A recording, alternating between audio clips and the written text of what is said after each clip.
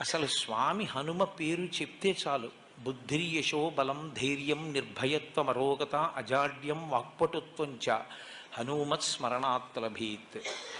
హనుమని స్మరించినంత మాత్రం చేత, హనుమకి నమస్కరించి హనుమని సేవించినంత మాత్రం చేత హనుమ యొక్క గొప్పతనం ఎక్కడుందంటే అజాడ్యం. ఆయనని సేవించినటువంటి వారికి జాడ్యము పోతుంది. జాడ్యము అంటే జడత్వము. జడత్వము అన్న మాటకు అర్థం ఏమిటంటే స్పందన శక్తిని కోల్పోవడం. శ్రీరామాయణంలో రామచంద్రమూర్తిగా శ్రీ మహావిష్ణువు వచ్చే ముందే బ్రహ్మదేవుడు అనేక మంది దేవతల్ని శాసించాడు. రావణ సంహారం అంటే అంత తేలికైన విషయం కాదు. నరవానరముల చేత సంహరింపబడడు కనుక, ఆయన నరవానరముల చేత సంహరింపబడనని వరం అడగలేదు కనుక మీ అందరూ కూడా వానరాంశలలో వెళ్ళండి అన్నాడు. దేవతలందరూ వానరుల యొక్క అంశలలో వచ్చారు.